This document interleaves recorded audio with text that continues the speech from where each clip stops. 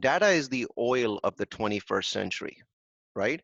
So once you had an oil well in your backyard, you didn't go and find other ways to invest. You just made sure that you dug another well next to it. You, with data, it's literally like oil. It keeps giving for decades at a time. So really learn to be data focused and be okay with giving up some of your control to your data. Think of data as a partner, right? So you have a partner, its first name is data, its last name is data, and it stands next to you. And whenever you asked him for his opinion, he says, "Oh, this is a horrible area. Don't invest in it." At that point, don't be afraid of giving up control to data. He's your partner, and you have to help him, allow him to make a good decision. Hello and welcome to Pillars of Wealth Creation, where we talk about creating financial success with a special focus on business and real estate. I'm your host, Todd Dexheimer.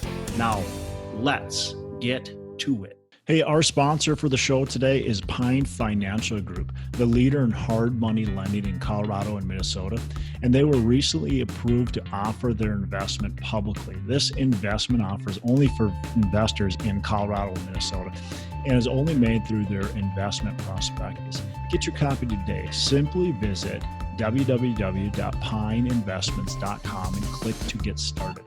Look, there's a reason why some of the wealthiest people in history invest in loans backed by real estate.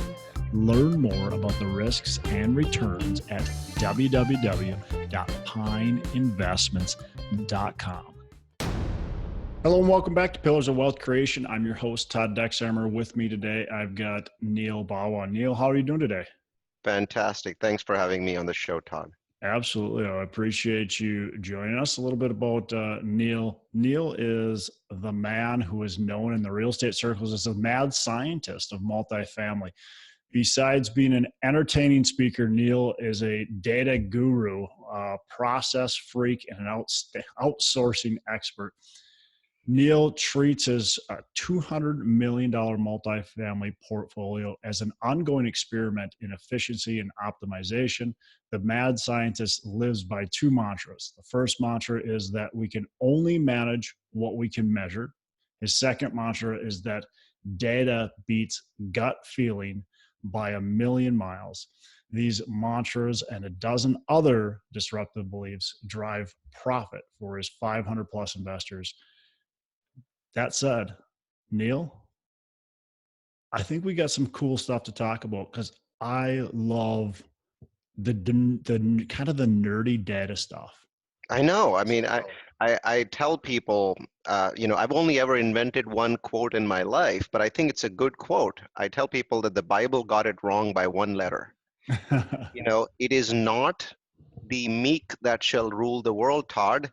It is the geek. Right? You look at the top 3 richest people in the world. Bill Gates is a geek, Jeff Bezos is a geek, right? Elon Musk is a geek. Yeah. I think the geeks are already ruling the world and people haven't figured it out yet. Yeah, 100%. And you're on your way, right? I'm absolutely on my ways. I don't want to be super rich. It's not something that is on my vision board or something that's of interest to me. Yeah. I think what's of interest to me is to do things that are different, disruptive, to have the courage to say things that I truly believe in instead of just trying to conform, and that is very much on my vision board. So tell me a little bit.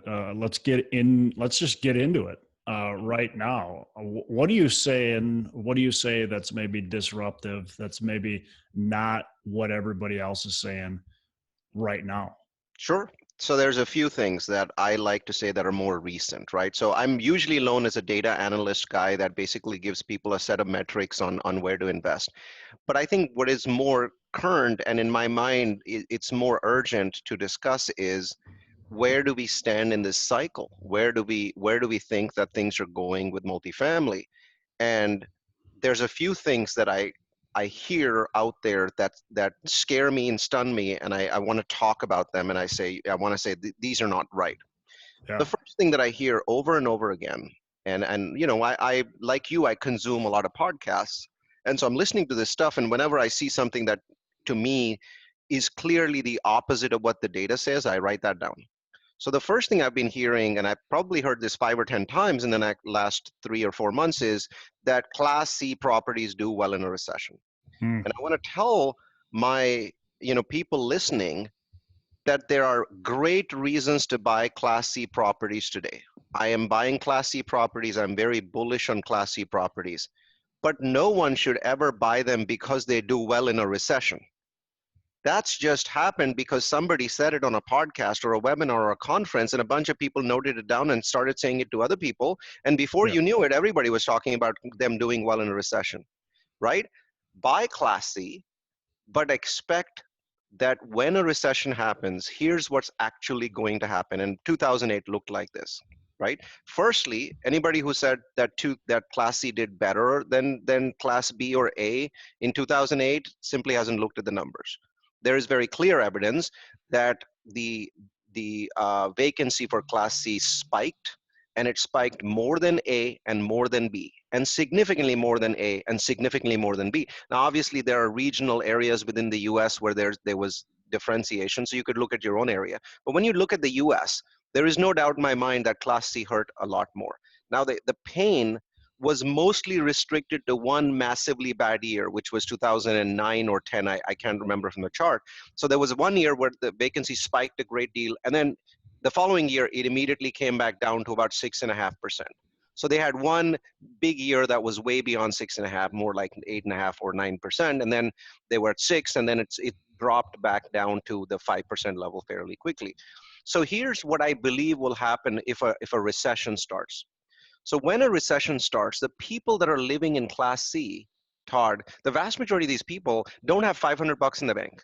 It's sad that we're the richest country in the world, and vast majority of the people that live in our Class C properties, the guy that's driving the UPS delivery truck, the guy that's making coffee in Starbucks, doesn't have money to pay his next payment if he either gets his hours cut or simply loses his job.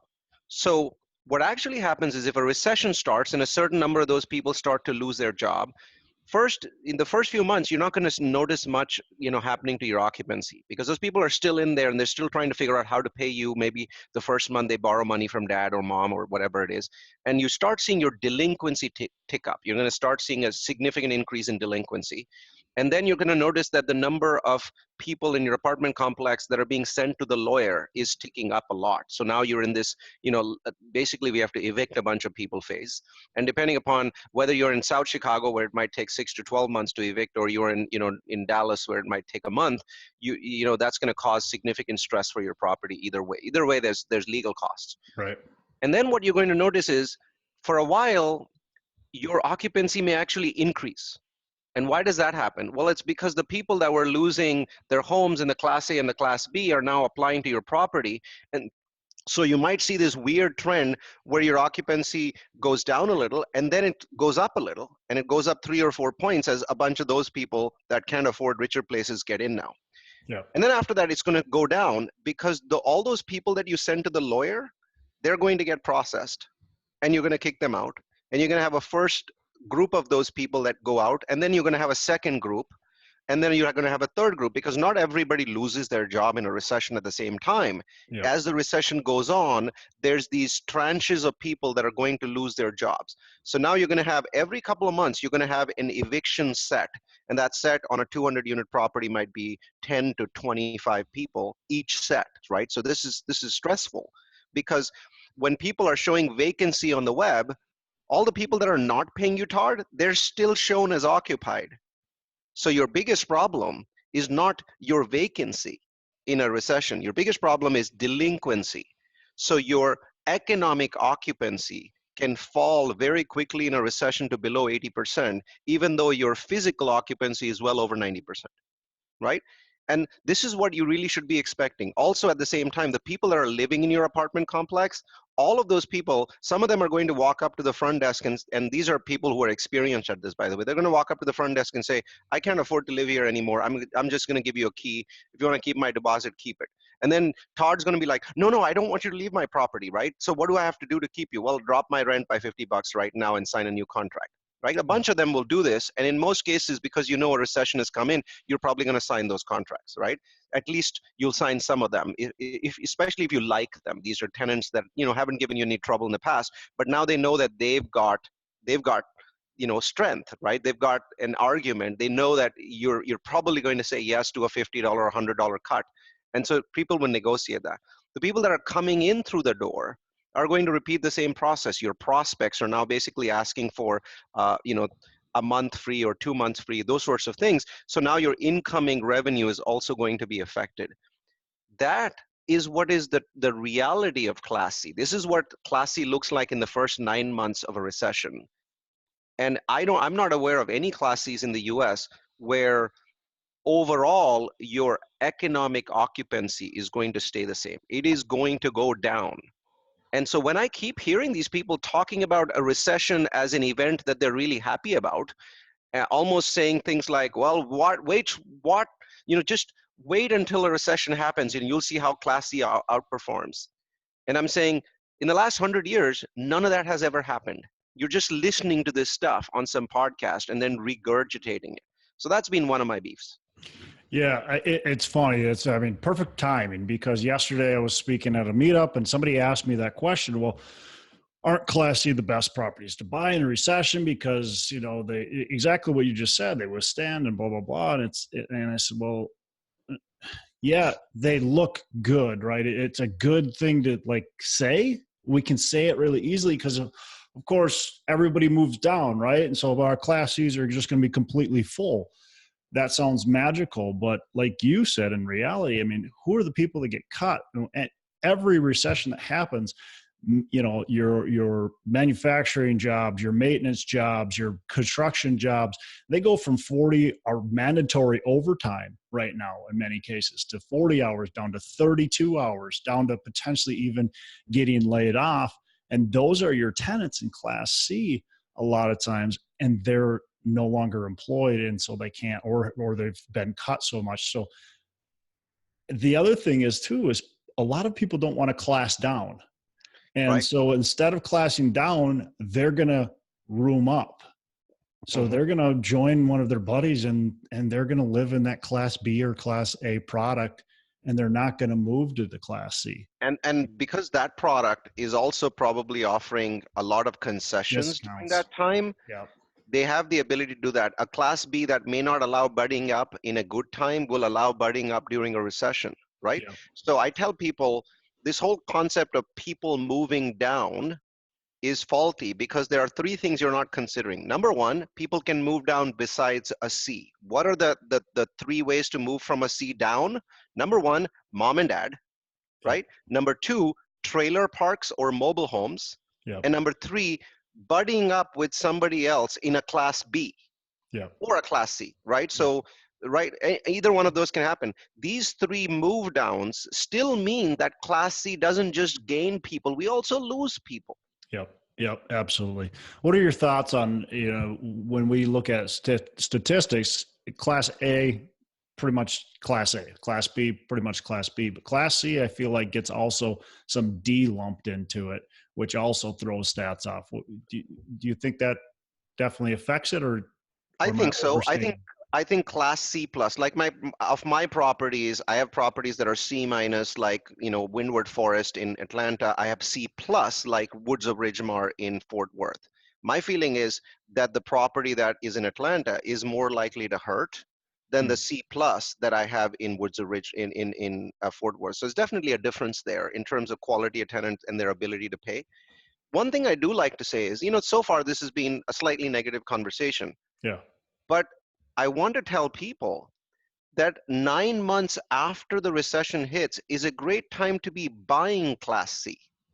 Because all of the people that experience trouble during those 9 months, their income has been decreasing, their NOI has been decreasing, right? So if you basically now are buying based on T3, 9 months into a recession, or maybe 12 months into a recession, that actually is a phenomenal time to buy. Because fundamentally, besides the recession, Class C right now is in a very, very strong market.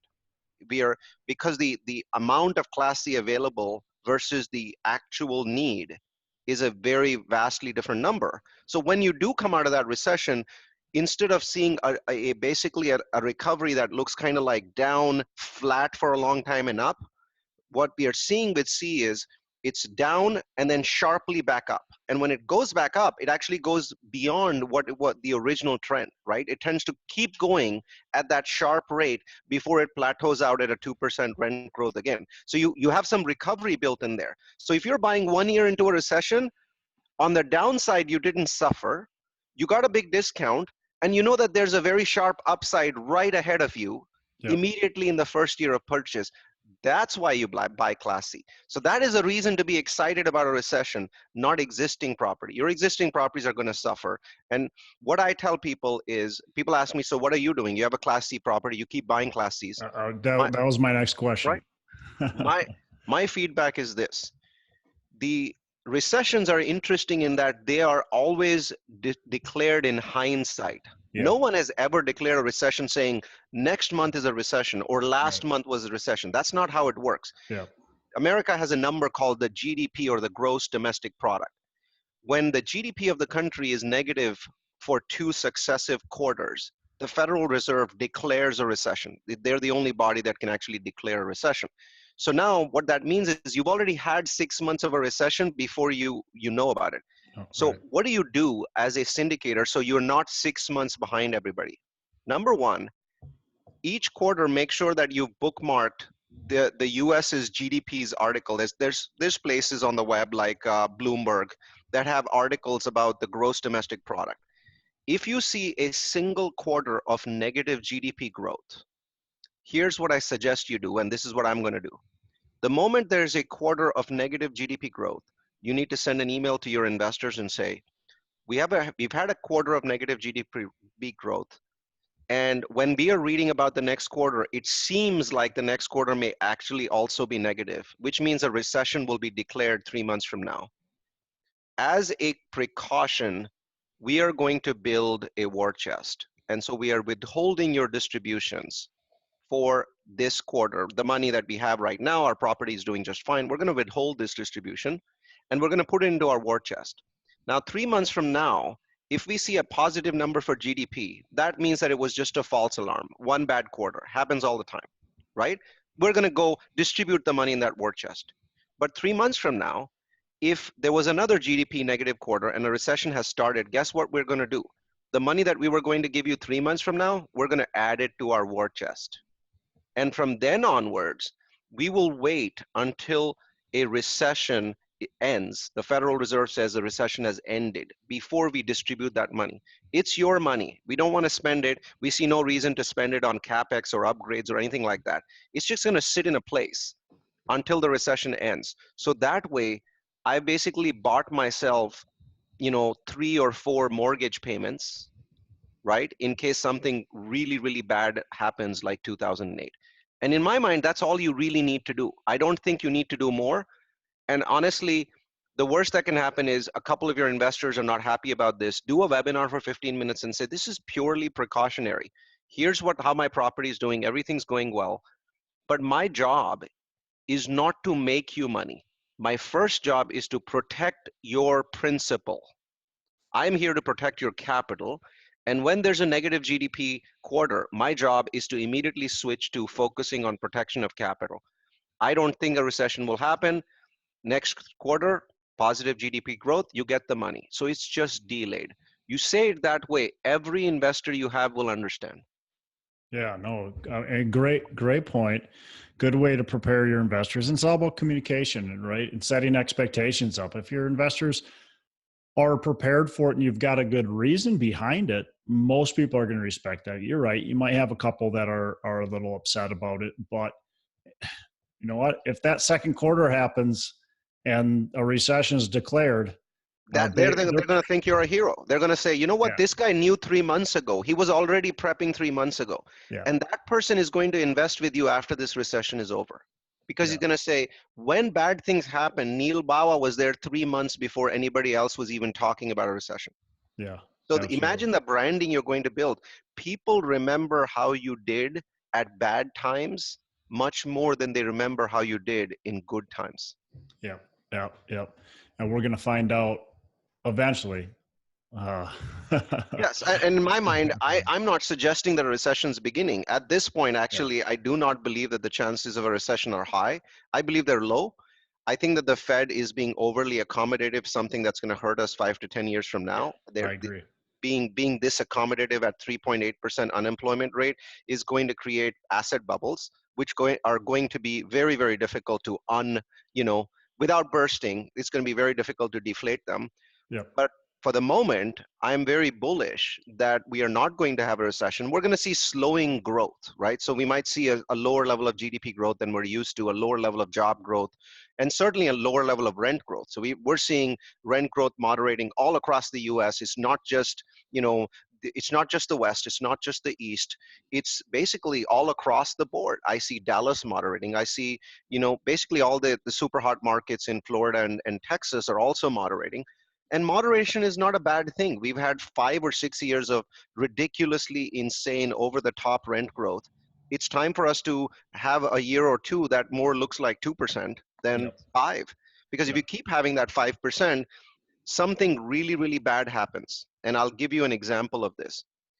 If your rent growth is 4 or 5% continuously for 4 or 5 years, those same guys that work at Starbucks, those same people that drive the bus, are now basically standing outside City Hall and screaming.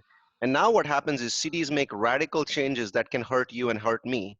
For example, Minneapolis just outlawed single family zoning, right?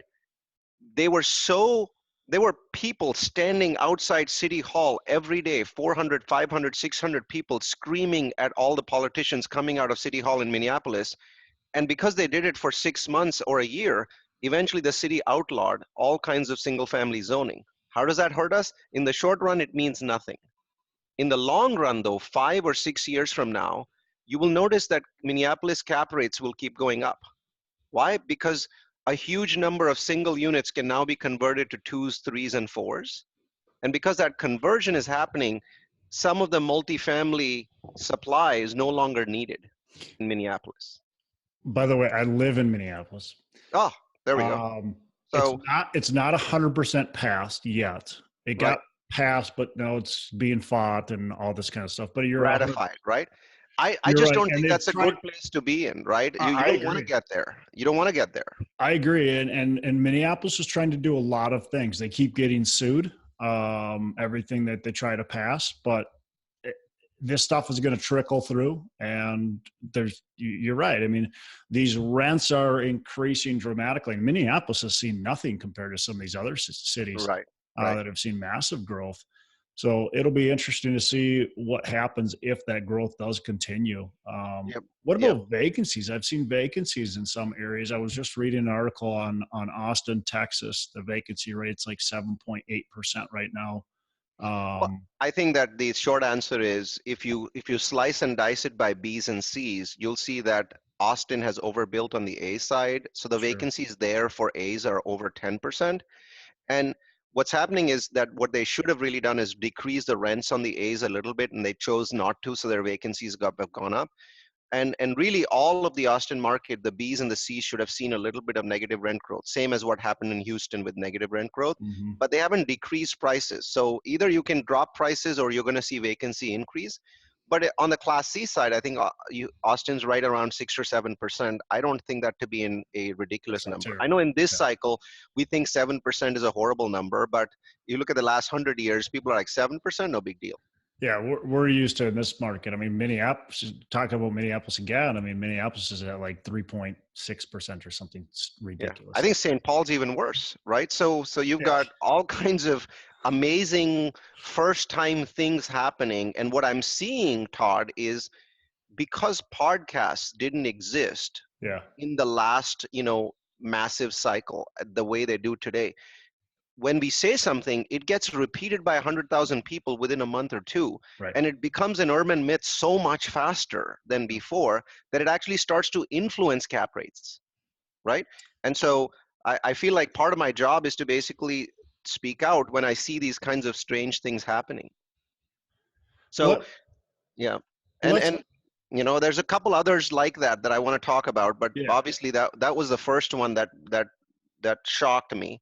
And then the second one is this, that I have a friend who works for a crowdfunding portal, and it's a very big crowdfunding portal. Everyone knows what it's called. I'm not going to name him because he asked me specifically not to.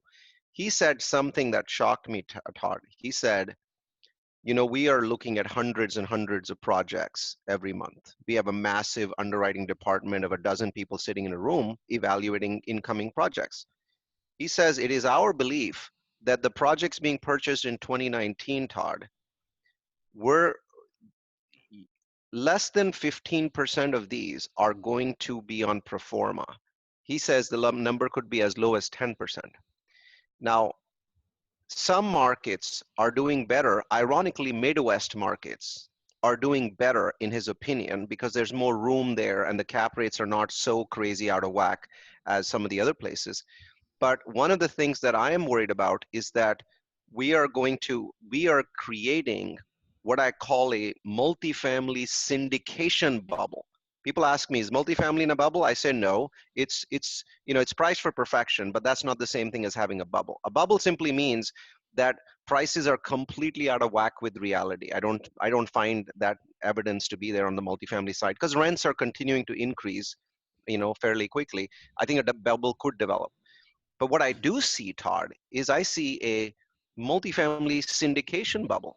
People like you and me and 10,000 others have gotten in somewhere along this cycle. And there's so many of us that we're actually beginning to influence the type of properties that are appropriate for syndication. Multifamily is a very large market. There's buildings that are $600 million that nobody is syndicating. So as a size of the market, the syndication market's fairly small.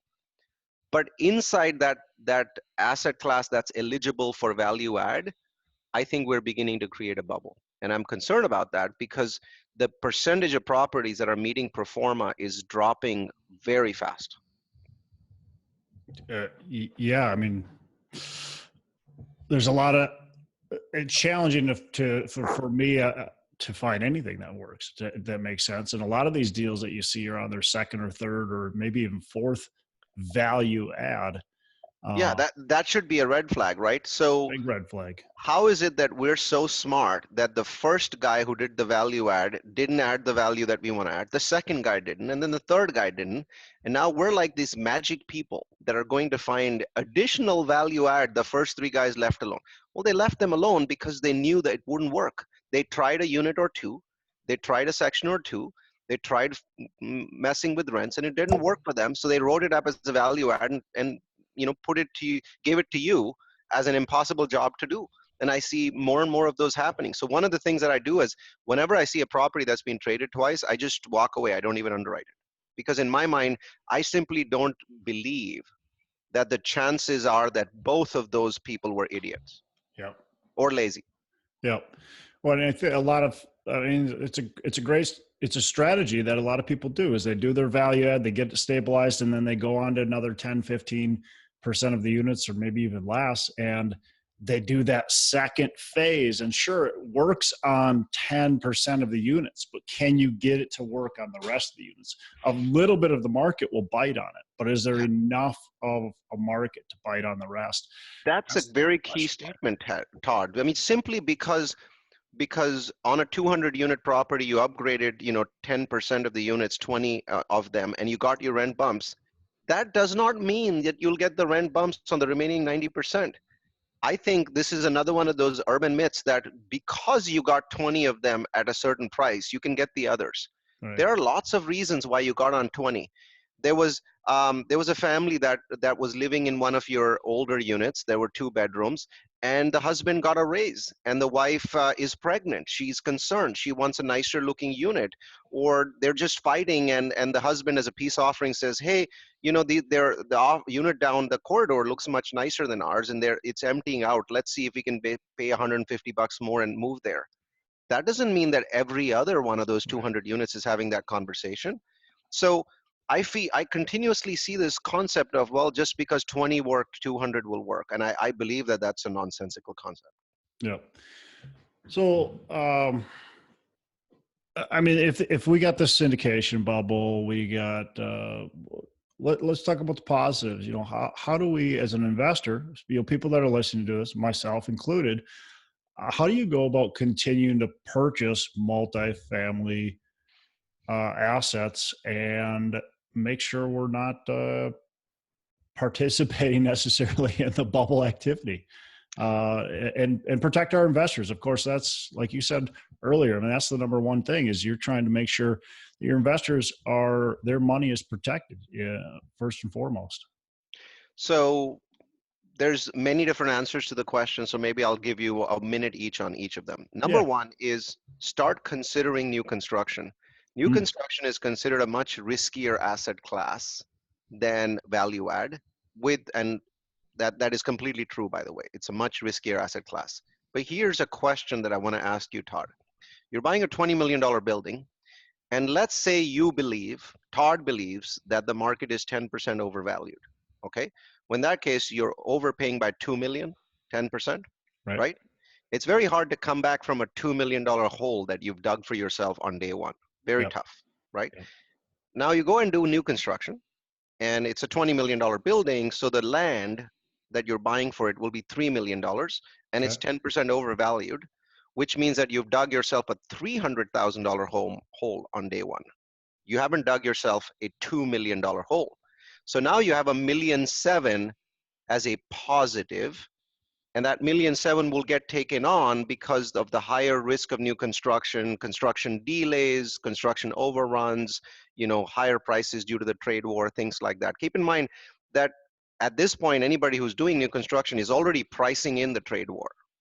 People who were Yeah. doing it 9 months ago were not pricing it in, but the prices that I'm buying today are the already inflated prices, right?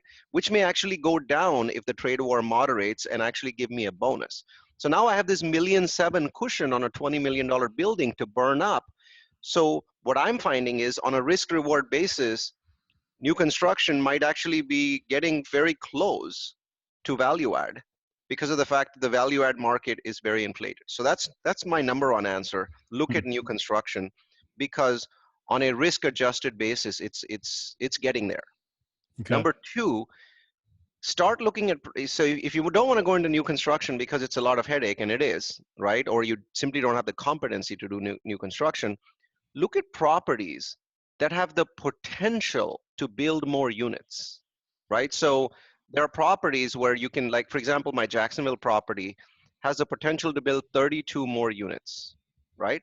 So now I have another way to exercise my creativity and create more NOI there. Am I going to build fancy units? No, because it's a property that we're buying at $80,000 a unit. So I'm going to build the cheapest damn units that I can think of and basically match color. Now they'll be nicer in the sense that they'll have nicer looking faucets and they'll have 9-foot ceilings, but I'm not making bigger units. I'm Right. not making anything grander. In fact, I'm going to make smaller units. I'm going to make units that are actually 6 inches smaller on each side, but because they're brand new and the ceiling is higher, they look bigger, Yep. right? Yep. So, And so they're now less what you're maintenance doing for is, you. exactly, and doing a little bit of construction, 20 more units or 30 more units, it's actually massively different than doing a 200 unit project from scratch. Yeah. So you basically built that up. Then start looking from the very beginning, add into your business plan a secondary source of income. So our property in that we're doing, so let me give you both new construction and value add examples. The one in Jacksonville is a value add, and we are using a company called Hosty to do Airbnb units. So we're doing furnished units, and we've got the what we believe are the right units that are facing the right road, and they're nicer, better looking units with better views, and we basically furnish those, and we're running those kinds of experiments. Um, the property that I'm building from scratch happens to be in St. George, Utah, my favorite metro in the US to invest in. And there, I have designated an entire 24-unit building for Airbnb because that area is zoned for Airbnb, for nightly rentals. Hmm. So what I'm doing is I'm building an apartment complex with a clubhouse, and I've found the building that's freestanding next to the street, has its own parking lot, and I'm saying this building is nightly rentals. And I'm basically working from the very beginning on installing locks with buttons, USB ports, solar on the top because I'm the one paying for electric, not the tenants. I'm Sure. doing all of those things from the very beginning. So I'm pivoting in a way that I have this secondary source of income. Another one is nurse staffing. So if you're near a major hospital, you can do 13-week rentals with nurse staffing, and that can pop your NOI.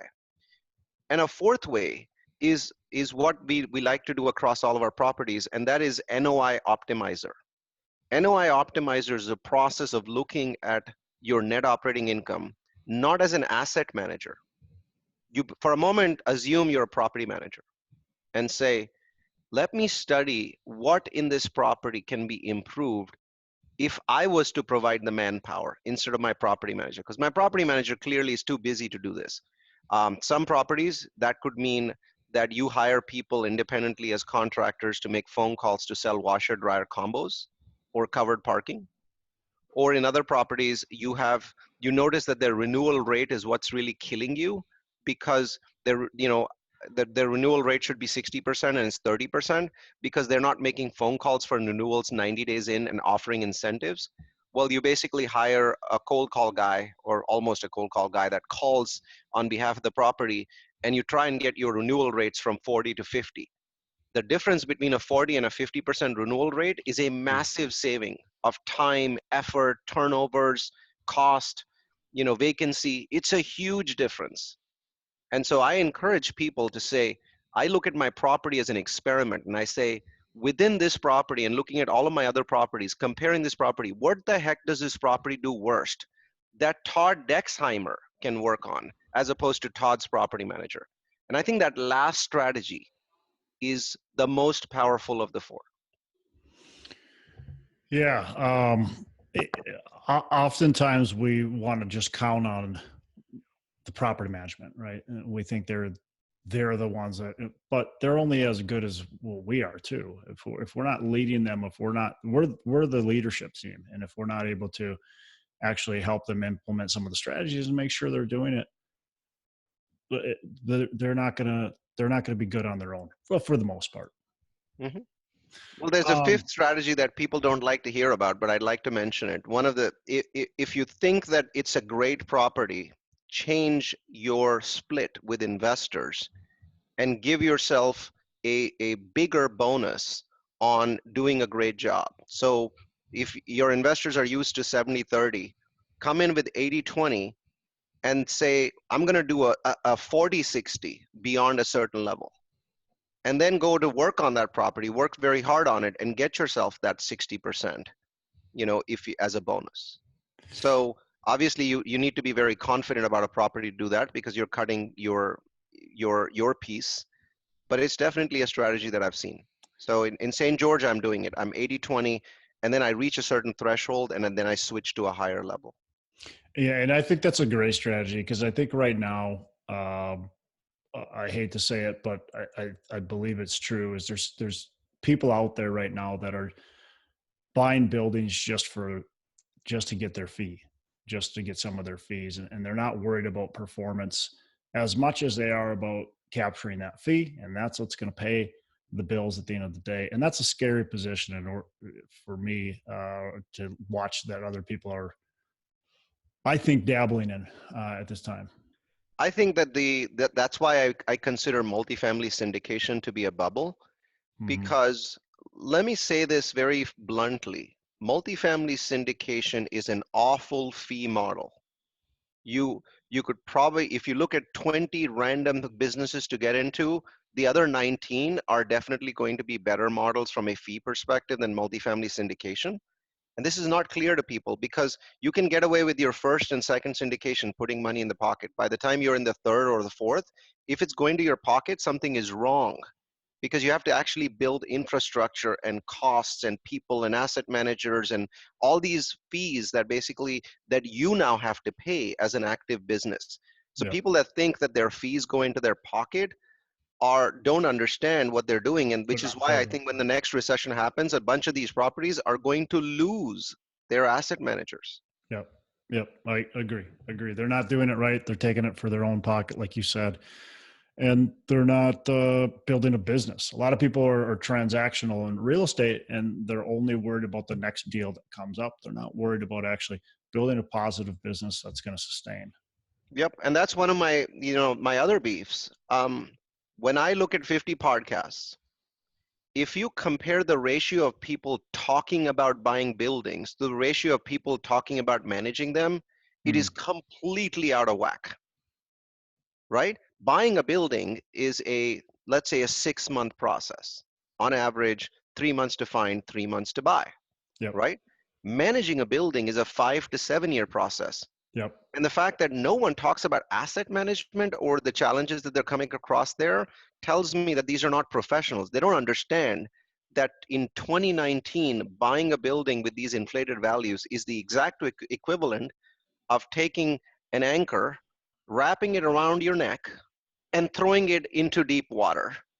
And now the next 5.5 years is you trying to make sure that it doesn't drown you, right? That's what you're actually doing. And from the very beginning, you need to have strategies to make sure that that anchor doesn't pull you down, yep, or you don't end up in a situation where you simply have no control. The chain gets unwrapped, the anchor goes to the bottom of the ocean, because that anchor is your investors and your property, right? So you can't lose control, you can't let go of the chain, and you can't get dragged under either.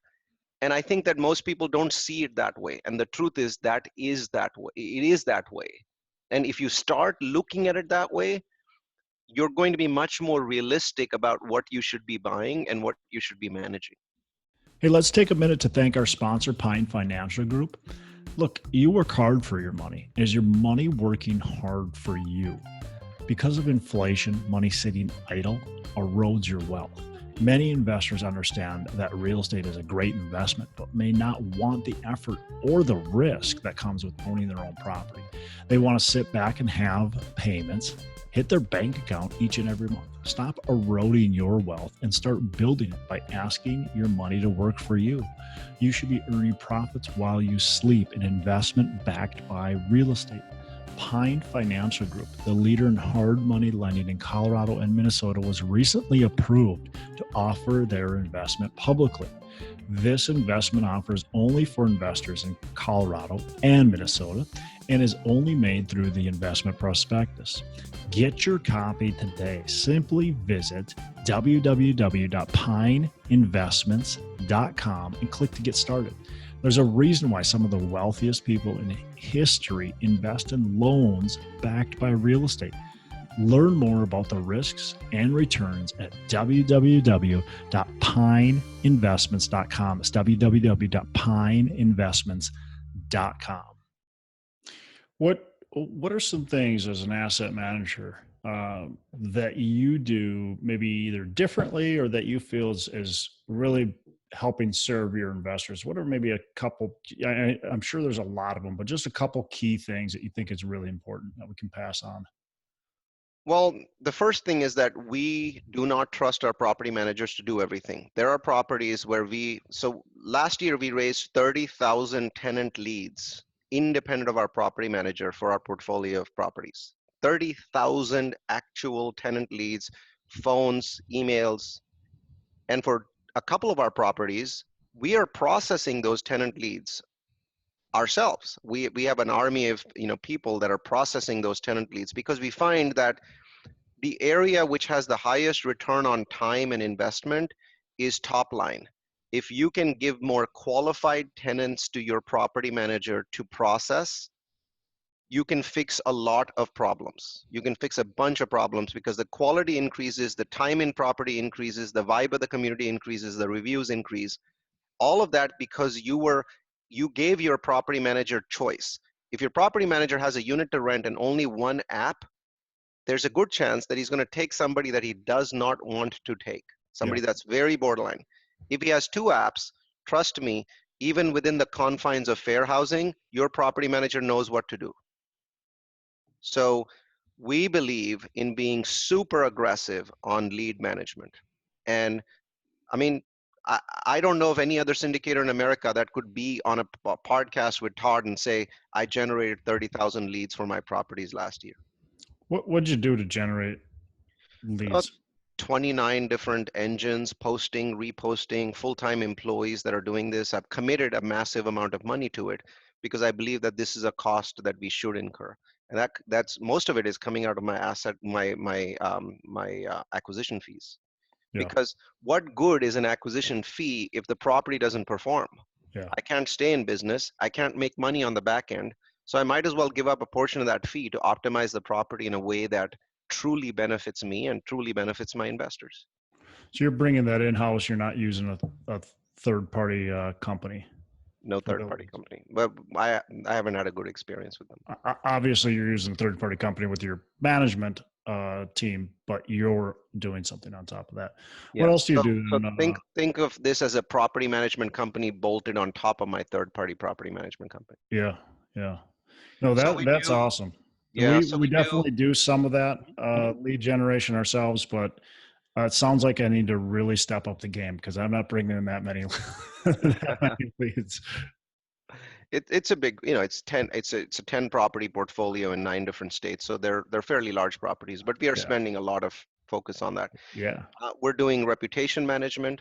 So what we find is one of the best ways to help a property is to get its reviews from 1.5 stars to 3.5 stars. Hmm.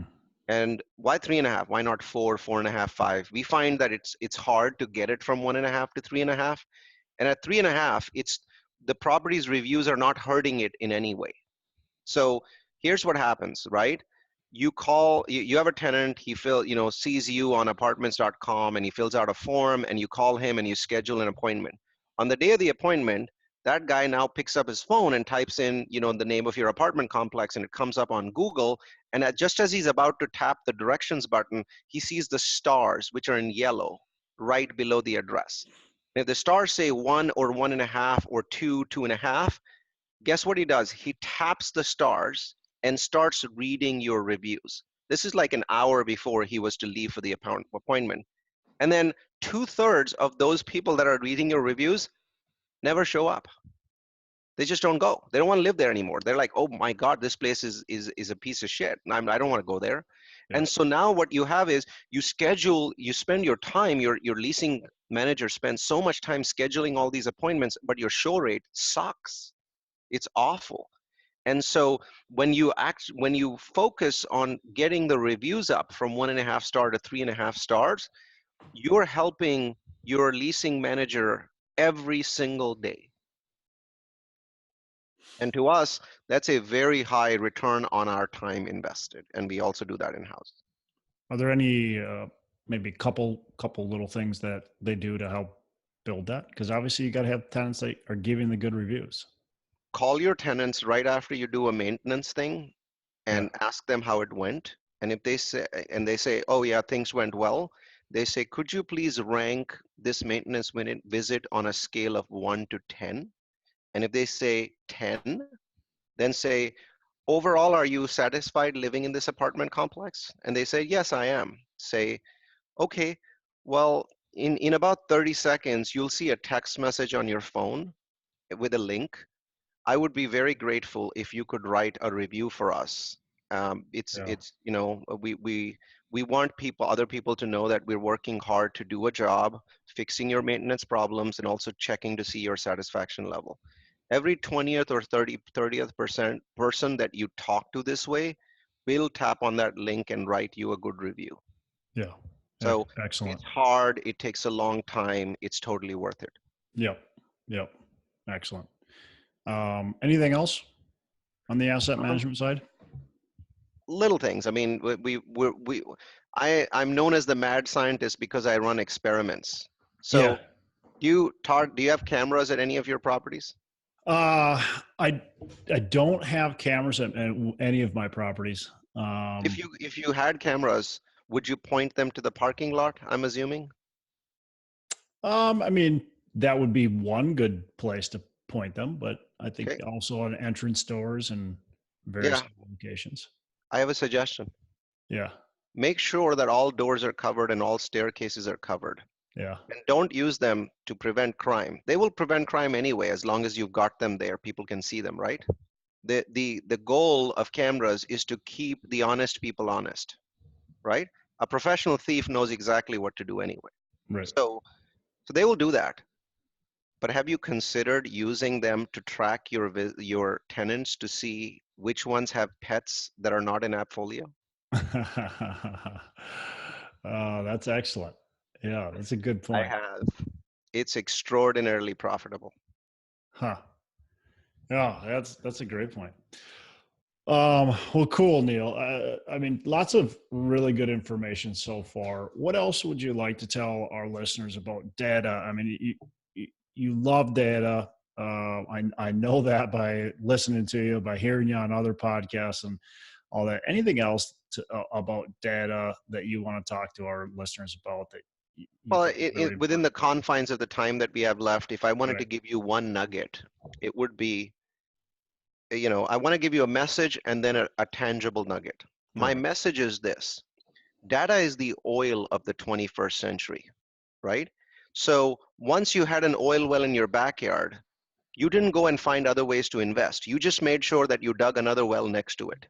You, with data, it's literally like oil. It keeps giving for decades at a time. So really learn to be data focused and be okay with giving up some of your control to your data. Think of data as a partner, right? So you have a partner, its first name is data, its last name is data, and it stands next to you. And whenever you asked him for his opinion, he says, "Oh, this is a horrible area. Don't invest in it." At that point, don't be afraid of giving up control to data. He's your partner, and you have to help him, allow him to make a good decision. So that's my focus. In terms of a nugget, a specific nugget on how to do this, I want to direct you to a website called neighborhoodscout.com. It costs $39 a month. Yep. This kind of data, Todd, in the 1980s used to cost 50,000 a year because there were no cloud software companies. So you were paying 50 grand a year. Now you're paying $39 a month. You can cancel anytime that you wish. There's no restriction. Yep. Whenever you're looking at an area, go into Neighborhood Scout and type in, the address and hit enter and pull the report. That report, once you pull it maybe 20 times, is going to make you a demographic expert. And while this report has so many sections that I could do an entire podcast for you telling you what to do with each area and how to interpret every single page of it, the 1 minute nugget that I want to give you is the very end of this report has two very colorful sections, and they're right next to each other. And they are rankings of the neighborhood from 1 to 5. The ranking on the left is the neighborhood's ranking in terms of future appreciation. Future appreciation. And the ranking on the right is how much of a blue chip is it. So on the left, if you had a ranking of 1, then future appreciation is very, very low, and you're not going to get anything out of it at all. Okay? If it's 5, then future appreciation is spectacular, and you're going to do really, really well on either single family purchases or on multifamily rents. On the right side is blue chip. If it's 1, well, that's your definition of a D. If it's 2, it's probably a C or a C minus. If it's a 3, it's a C plus. If it's a 4, it's a B. If it's a 5, it's either a B plus or an A, right? So it's blue chip ranking. I know what I'm about to say is very difficult, and I personally vouch for it. But try and find 3 threes, or 3 fours, or 3 fives. My Opportunity Zone project in Provo is a 4-5. 288 reports have been pulled in my account. This is the first time I've seen a 4-5. What does that mean? It's 4 in terms of future appreciation out of 5. That's a very high rating. But it's also 5 on the blue chip, Hmm. right? So it's a blue chip that is just beginning its run. You see what I mean? By And that's doing an this, opportunity zone. that is an opportunity zone. So it Wow. actually happens to be in an opportunity zone. So it's tax-free. Yeah. It's 4 on the future opportunity and 5 on the blue chip. It's practically impossible to find those kinds of things. But of course, I've been using data for 5 years. But my point is, let's say you haven't used data at all, and let's say you've not done nothing with data. What I just told you, if you do it with 10 properties, it's going to open your eyes on the quality of the area immediately. I'm not saying neighborhood scout can't be wrong. I'm not saying that there may not be interesting things happening in that neighborhood scout doesn't know. All I'm saying is, I simply say this: I only have time to buy 3 to 4 properties a year. So if neighborhood scout says no, I'm going to say no. I understand that some of those are missed opportunities. I am perfectly willing to walk away. I only want to go to the ones where it says yes, right? And that is my philosophy. If you do that and you're willing to take the extra effort to find the yeses, you're going to be very successful. I love it. I love it. And so many of us go off of our intuition instead of the data that tells us exactly what we should be doing. And I like that you take the data approach, because it's just, the data doesn't lie. It And doesn't lie, right? we I mean, oftentimes want to lie to ourselves though, and make believe that the data is lying, or that we know better we somehow. convince ourselves, right? So one of the things that I do, that I suggest for syndicators that now have the money, you have your acquisition fee in, right? Do you know what the best use of that acquisition fees is? For your next project, don't underwrite yourself. Hmm. We use a third-party service. If anybody wants a recommendation, I will be happy to connect you to them, because I believe that we tend to convince ourselves all the time when we are underwriting. We Yeah. do a brief underwrite to make sure that it's worth sending over.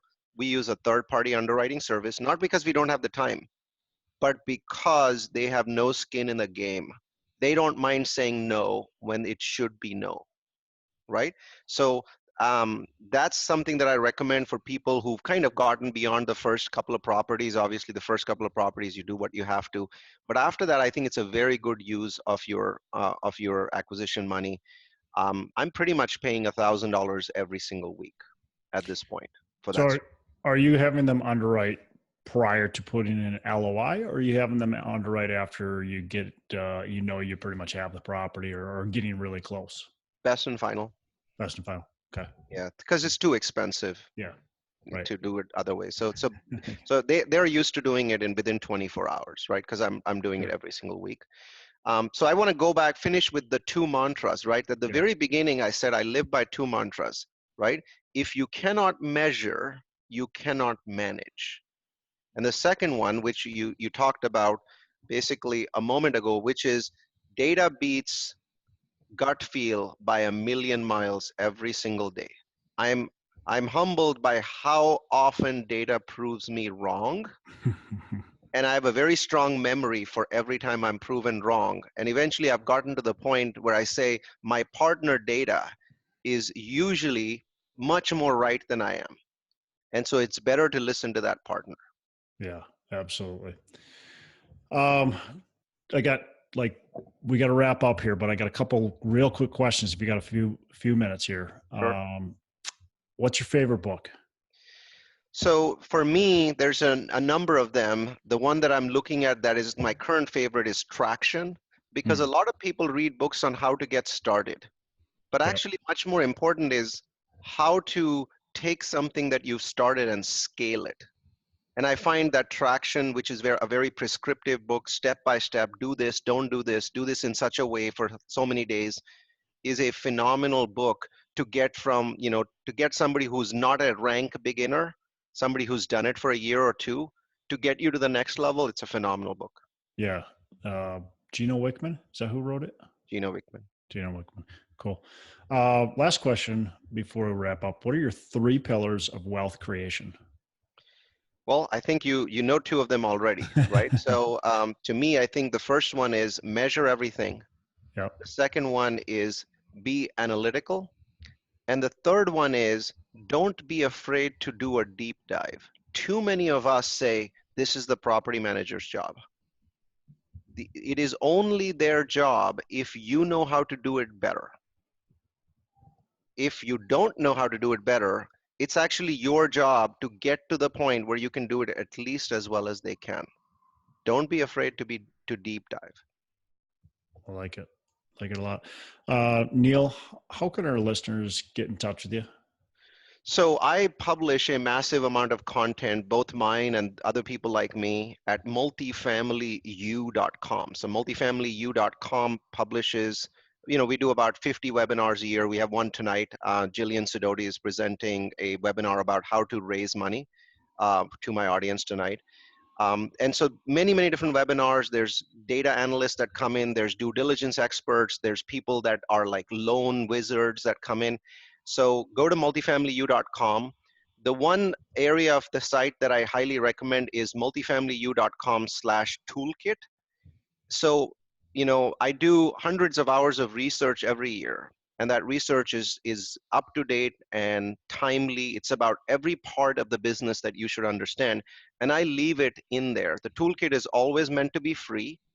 And the way that the toolkit works is people go in, they read it, they enjoy it, they connect with me on Facebook, and then they send me more pieces of information. So it's an ecosystem of people sharing data with no one ever paying anybody anything. And so Cool. it becomes stronger as more people join, Yeah. because my intent is that no one should ever pay.